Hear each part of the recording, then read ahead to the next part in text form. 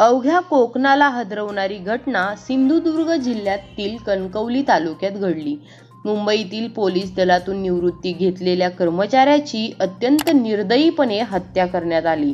55 वर्षीय निवृत्त कर्मचाऱ्यासोबत त्याच्या जवळच्या नातेवाईकानेच धक्कादायक आणि संतापजनक कृत्य केलं. इतकंच नाही तर हा सगळा बनाव दाखवण्यासाठी नियंत्रण कक्षात याच तरुणाने काकांचा अज्ञात व्यक्तीने खून केला असल्याची माहिती दिली. यावेळी पोलीस कर्मचाऱ्यांचे पथक घटनास्थळी दाखल झाले. या हत्येप्रकरणी तपासाची सूत्रे फिरवत अवघ्या काही तासातच संशयित आरोपीच्या मुसक्या पोलिसांनी आवळल्या आहेत. आता या प्रकरणाला वेगळेच वळण लागले आहे. ही हत्या लैंगिक कारणातून झाली असल्याची माहिती पोलीस चौकशीत समोर आली आहे. माजी पोलिसाने जबरदस्ती केल्यामुळे खून केल्याची कबुली आरोपी तरुणाने दिली आहे.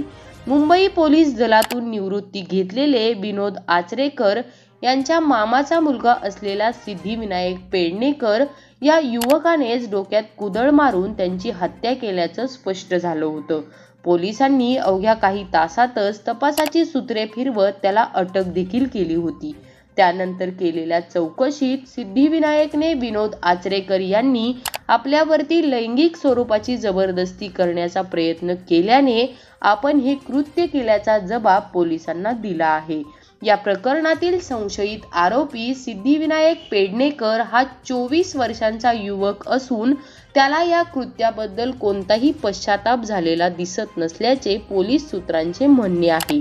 2 दिवसांपूर्वी ही घटना घडल्यानंतर सिद्धिविनायक याने 100 आणि 108 क्रमांकावर मदतीसाठी नियंत्रण कक्षात फोन लावले होते.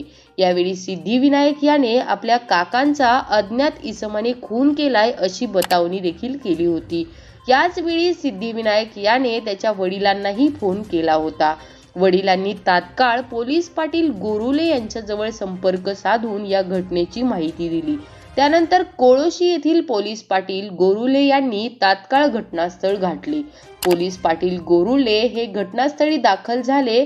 त्यावेळेला विनोद आचरेकर यांचा नग्न अवस्थेत त्यांच्या घरात बेडरूम मध्ये खून झालेल्या अवस्थेत दिसले.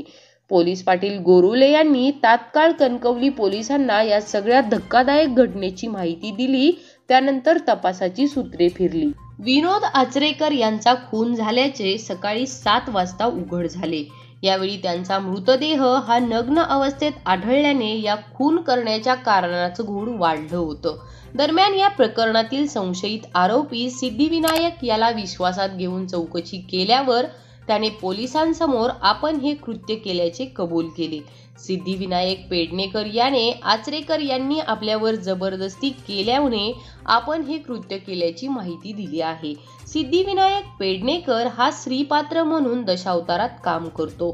तसेच तो स्त्री वेशभूषेतील अनेक मोबाईल रील्स देखील बनवतो.